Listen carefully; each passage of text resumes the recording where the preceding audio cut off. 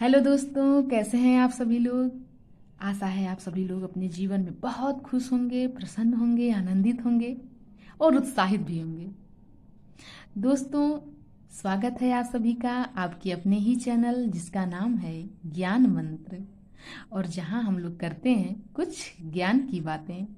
दोस्तों, अगर आपने सफ़र शुरू कर दिया है तो बीच रास्ते से लौटने का कोई फायदा नहीं होगा, क्योंकि वापस आने में जितनी दूरी तय होगी क्या पता मंजिल उससे भी पास हो। और दोस्तों, नामुमकिन जैसा तो कुछ होता ही नहीं।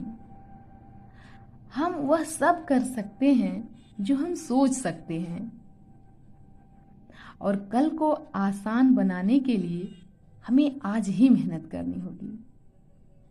और यदि हम मेहनत करते हैं तो हमारा जीवन सुंदर और खुशहाल बनता है। तो दोस्तों, अपने जीवन को सुंदर बनाने के लिए हमें कठिन मेहनत और लगन से अपने लक्ष्य को पाने के लिए मेहनत करनी होगी, और तब सफलता हमारे कदमों में होगी। तो दोस्तों, चलिए इन्हीं सब बातों के साथ शुरू करते हैं हम लोग आज की संपादकीय।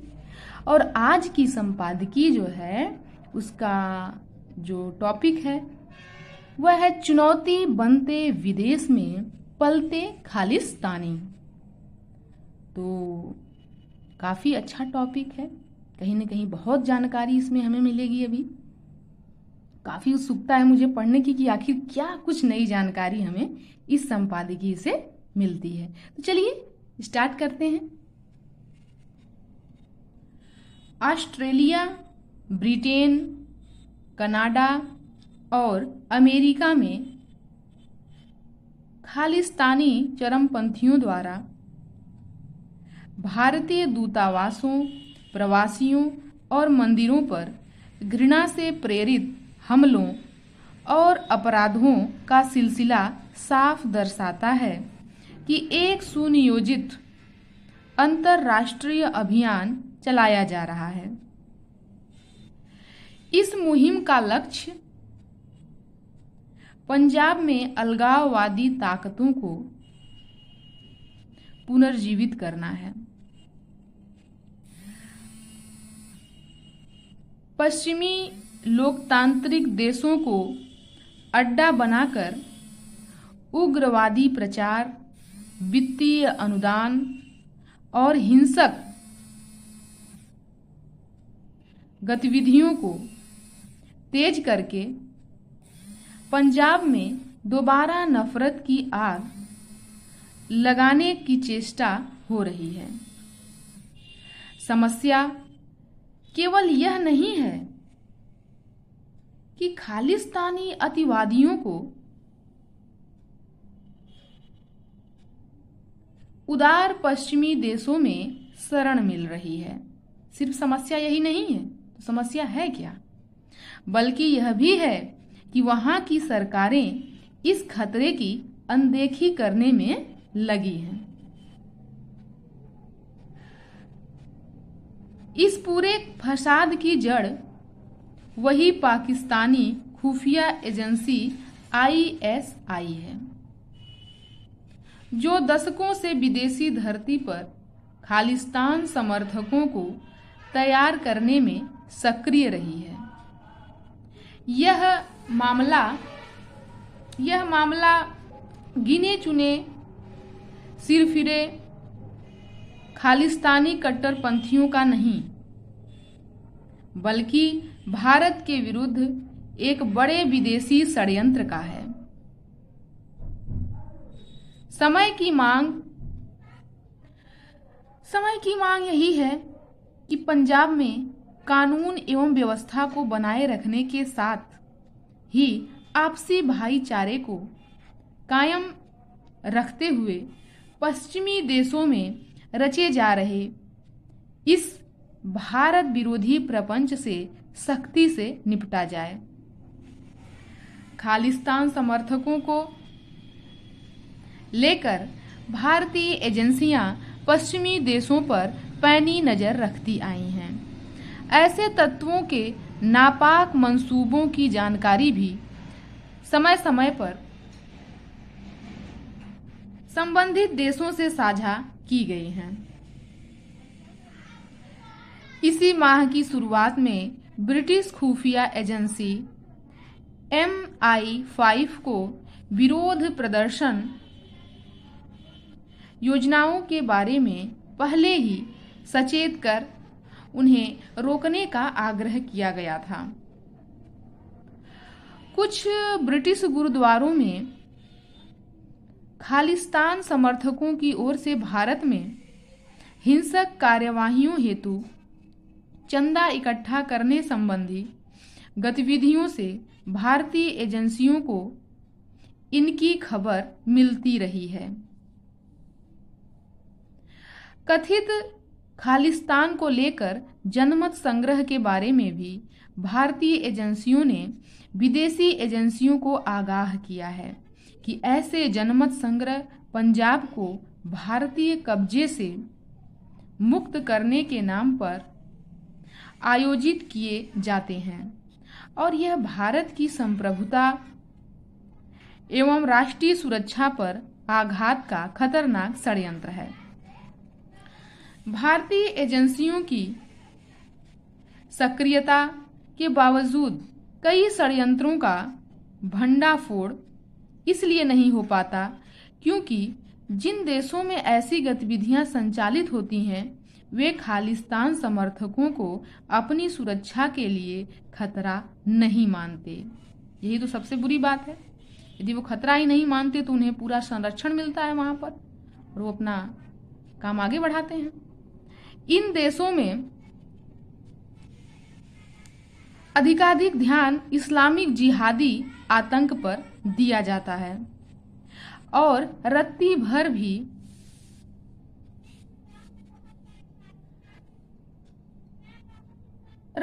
भी खालिस्तान से जुड़ी गतिविधियों पर नहीं रहता। खालिस्तान समर्थकों को खुली छूट है क्योंकि वे इन देशों के नागरिकों और अधिष्ठानों पर हमले नहीं करते। चूंकि वे पश्चिमी देशों का सिरदर्द नहीं, तो वे भी अपनी पुलिस और तंत्र को उनके पीछे लगाने को प्राथमिकता नहीं देते। ऐसे में भारत इन देशों में और क्या करे जिससे हमारे सरोकारों को लेकर जागरूकता और समानुभूति बढ़े। वास्तव में हमें इस मुद्दे को पश्चिमी देशों के साथ सामरिक साझेदारी और सहयोग का अहम विषय बनाना होगा। जिन देशों ने भारत के साथ खुफिया साझेदारी पर सहमति जताई है उन्हें खालिस्तानी पाकिस्तानी मिलीभगत पर केंद्रित संयुक्त कार्यवाही को प्राथमिकता देने के लिए तैयार करना होगा।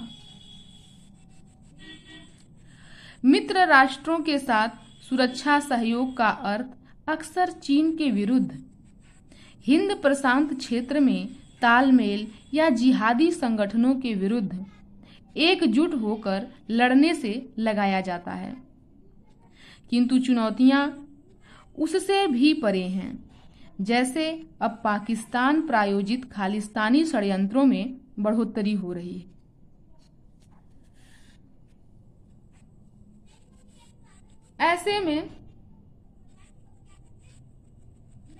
ऐसे में हमें मित्र राष्ट्रों के साथ विशेष बातचीत के जरिए सहमति बनानी होगी ताकि भारतीय सुरक्षाकर्मी और जासूसों को इन देशों में अधिक सहजता से कार्य करने की सहूलियत मिले। इंटरनेट पर फैले खालिस्तान समर्थकों के बीच संपर्क, समन्वय और वित्तीय प्रवाह की रोकथाम को प्राथमिकता देकर संबंधित देश को भारत के साथ मिलकर उग्रवाद से लड़ने के लिए तैयार करना होगा। अब ये उपाय बताया जा रहा है कि सबको मिलकर साथ तैयार होकर लड़ने के लिए तैयार होना है। कनाडा, ब्रिटेन, अमेरिका, ऑस्ट्रेलिया पहले ही फाइव आइज नामक खुफिया सहयोग संगठन के सदस्य हैं। और यदि हम खालिस्तान समर्थकों पर केंद्रित इसी प्रकार की नई बहुपक्षीय पहल का प्रस्ताव रखें तो वह प्रभावी होगी। एक जिम्मेदार लोकतांत्रिक शक्ति होते हुए भारत पश्चिमी देशों के भीतर उनकी संप्रभुता का उल्लंघन नहीं कर सकता। खुद अपने हाथों मित्र राष्ट्रों की धरती पर दुश्मनों का खात्मा न ही करे तो बेहतर, क्योंकि संप्रभुता संवेदनशील मुद्दा है और हमें इन देशों से घनिष्ठ संबंध बनाए रखने होंगे ताकि चीनी प्रतिरोध के लिए भू राजनीतिक गठजोड़ मजबूत रहे। हमारी कूटनीतिक उपलब्धि यही होगी कि हम पश्चिमी राष्ट्रों को विश्वास में लेकर उनकी सहमति से खालिस्तान समर्थकों पर प्रहार करें। लंदन स्थित भारतीय उच्चायोग पर बीते दिनों खालिस्तान समर्थक तत्वों के हमले के बाद भारत ने नई दिल्ली में, अभी हाल ही में पेपर में दिया हुआ था कि लंदन स्थित भारतीय उच्चायोग जो है उस पर हमला हुआ था, तो उसी के बारे में दिया हुआ है। नई दिल्ली में ब्रिटिश उच्चायोग पर सुरक्षा घेरा घटाकर जैसे को तैसा वाला संदेश जरूर दिया, लेकिन इससे कड़ी कार्यवाही अपरिपक्व होगी, क्योंकि अंतर्राष्ट्रीय राजनय में बड़ी शक्तियां सिर्फ एक बिंदु को लेकर ही व्यापक रणनीतिक संबंध खराब नहीं करती।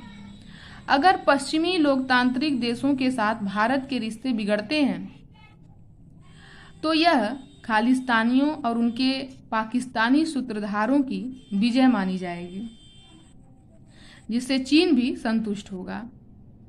ऐसे में हमें पश्चिमी देशों को साक्ष्य देकर समझाना होगा कि खालिस्तानी पृथक नहीं बल्कि पाकिस्तानी कठपुतली हैं और उनके संबंध प्रतिबंधित अंतर्राष्ट्रीय आतंकी संगठनों के साथ हैं। बब्बर खालसा इंटरनेशनल और खालिस्तान जिंदाबाद फोर्स जैसे संगठनों की लश्कर-ए-तोयबा जैसे खूंखार और प्रतिबंधित जिहादी संगठनों से निकटता की पुष्टि हो चुकी है। हमें पश्चिमी देशों को समझना होगा कि रावण के 10 सिर होते हैं और वे इक्का दुक्का तीर चलाएंगे तो उससे काम नहीं बनेगा। आतंकवाद को समग्र रूप से दिखाना और उसकी हर अभिव्यक्ति के विरुद्ध ठोस कार्यवाही करना हमारी कूटनीति की अग्नि परीक्षा होगी।